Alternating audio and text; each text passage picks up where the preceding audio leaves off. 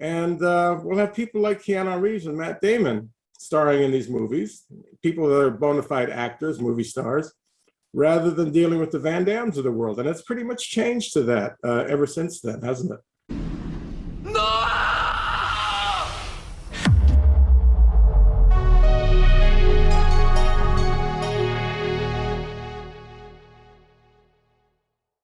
Hey guys, got a really exciting guest for you today. You know the channel I talk about making the 80s and 90s great again? Well, this is a guy, Sheldon Lettich, who has essentially made the 80s and 90s great to begin with, right? So obviously he wrote these films like Bloodsport, wrote and directed Lionheart, Double Impact, co-wrote Rambo 3 with Stallone. Wrote and directed Only the Strong with Mark Dacascos. It's just kind of incredible the films he's been involved with. So this is just one of many videos I'm going to have with him. You know, I spent several hours with him and conversating with him. Just essentially, it's like a gold mine, right? And I think I got a good amount of nuggets, but there's only so much you could get in so many hours. But there's going to be a whole bunch of videos. Anyway, please help support the channel, like the video, subscribe, share the video. In this video, by the way, we're going to talk about whatever happened to these action heroes, stars of the 80s and 90s, as far as like how come they don't use that type? How come there's no like Arnold Schwarzeneggers or Van Dammes anymore in mainstream films? You know, it was a different era, but it's kind of a shame. So we're going to talk about that. Oh, make sure to stay until the end of the video, by the way, because I'll share, actually Sheldon shares, we'll give you a little cool little fun fact on Jean-Claude Van Damme and all those cool iconic noises he makes in movies.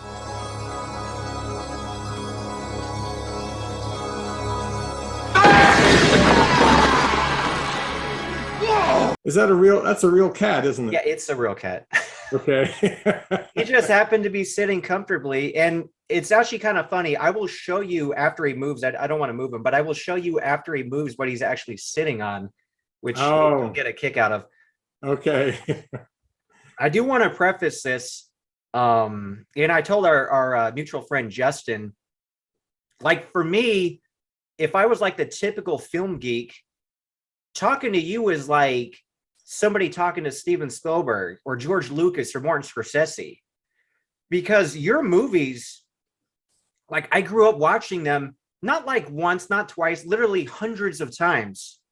I mean, Wow. if anybody asks me my top 3 Van Damme movies, I'm like, and I go back and forth between Bloodsport and Lionheart, but I'm like Bloodsport, Lionheart, Double Impact. It's like, Right.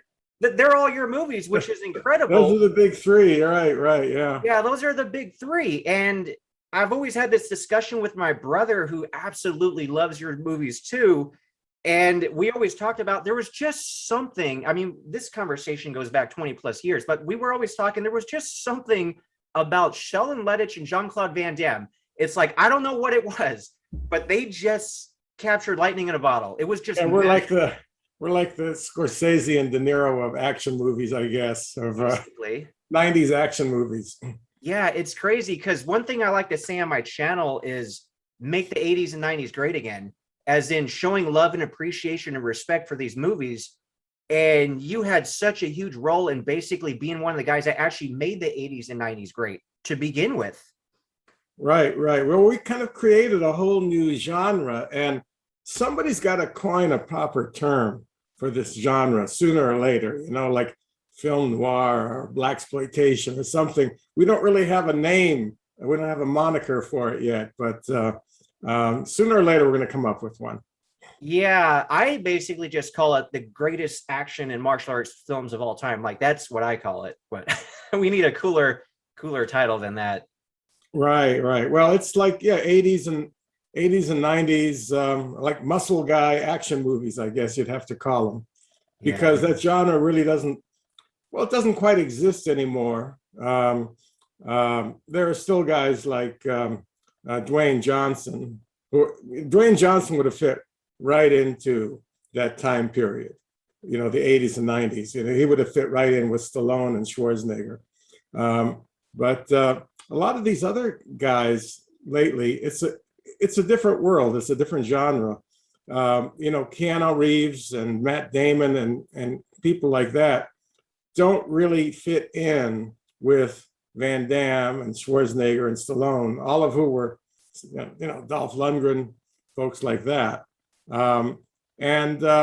I think I've talked about this a few times on other video podcasts and on the Canon documentary and Last Action Heroes. The fact that early 90s or so, like mid 90s, that's when the studios decided, let's stop dealing with people like Van Damme and Stallone and Steven Seagal.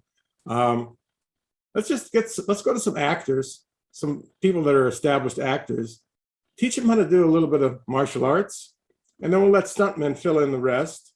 You're joking. And we'll have people like Keanu Reeves and Matt Damon starring in these movies. No, you've lost your balls. People that are bona fide actors, movie stars, rather than dealing with the Van Dammes of the world. And it's pretty much changed to that ever since then, hasn't it? Yeah, it has, unfortunately. But you know what the cool thing about that era is, and why so many people look fondly back on it, and people want to be Van Damme. They want to be Arnold. They don't want to be Keanu Reeves or Matt Damon, right? Right, but yeah. because those were the real guys. Like, they did that and lived that life outside of the movie world, like Arnold with the bodybuilding, Van Damme obviously with the martial arts, Steven Seagal having his dojo in Japan and teaching martial arts. So it's like these were the real guys. They just happened to end up getting in movies. So there's that level of authenticity there of like, when I watch Bloodsport, or at least when I watch Bloodsport, or when I watch like Under Siege, like I really thought Van Damme can win the Kumite. He demolished the supreme player in the most brutal sport in the world. I really thought Steven Seagal could save us all from nuclear, weapons by saving us on the aircraft carrier. A team of terrorists have taken over. Wake up the president. But there's just one thing they didn't count on. The cook. Like, you really think those guys could do it in real life? Van Damme is the one that I've known personally better than any of the others. And I'll tell you something. People like to disparage him all the time on the internet. But he's the real deal. Van Damme, he's a real ass kicker. Okay, I've seen him spar with world-class fighters. He doesn't put it on video. He doesn't brag about it. But you would not want to mess with Van Damme. You would not want to piss him off. You would not want to step on Superman's cape. Okay, he could really do this stuff. Now, Seagal, I know him peripherally. I wouldn't be able to testify on his behalf. But you put Van Damme in the ring with any of these guys that you saw him on the screen with, and he would definitely be able to hold his own, if not prevail. He was really strong. He was really skilled, and he was just great at doing. He was great at countering moves that people would throw. You throw a punch at him, he would know how to counter it. He really knew how to do this stuff. He really was not like a world-class champion, but he really was a martial arts champ in his native Belgium. I have visited with his parents many times in Belgium. His mother's got this huge scrapbook of articles from the local papers about him participating in karate tournaments. He was the real deal. I think he did get, he was defeated a few times, but most of the time he would prevail. So he was, what you see is what you get on the screen with Van Damme. Apparently Seagal could really do some of this stuff, but Arnold, for example, I don't think Arnold looked really formidable, but put him in a fight with somebody like Van Damme, I don't think Arnold would prevail. I think Van Damme would kick his ass, okay? Yeah, I'm with you, man. He's just a big, strong, muscular, unwieldy guy. But Van Damme could really move. He could really do those moves. You never saw Arnold jumping up in the air and doing a flying, spinning kick. But Van Damme really did this stuff. That was one of the reasons we did so much slow-mo back in the earlier days, because he wanted the audiences to see that he's really doing this stuff. He's not using trampolines. There were no wires back then. That's another innovation that came in the 90s, was using these wires, using CGI. We didn't have any of that stuff. So he really did this stuff. Yeah, we've got a lot of slow-mo in Double Impact, maybe a little too much slow-mo. No, I don't think it's too much. It's perfect. We actually did have too much at first. When we first cut together the Bolo versus Van Damme fight, the end fight between the two of them, I looked at that fight and I said, Jean-Claude, looks like you guys are underwater. You're moving so damn slow, because everything was cranked up to like 120 frames per second. So they're going like,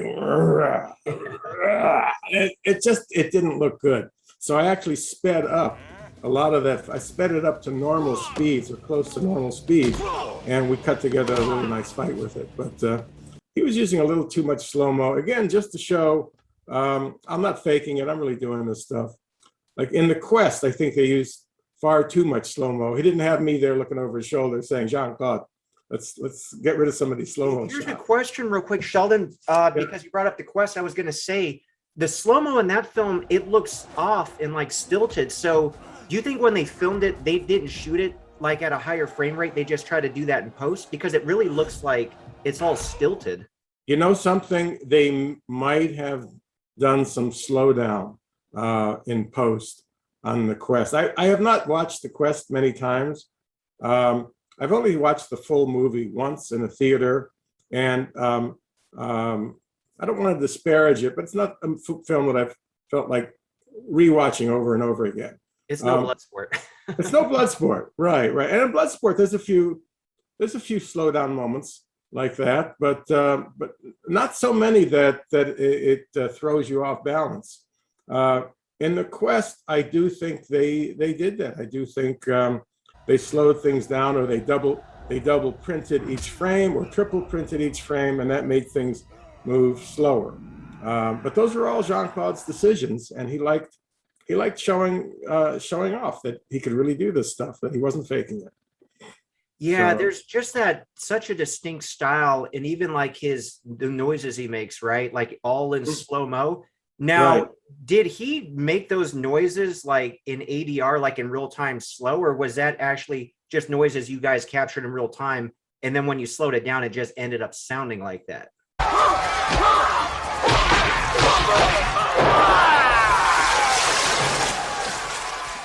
Those were all done in ADR.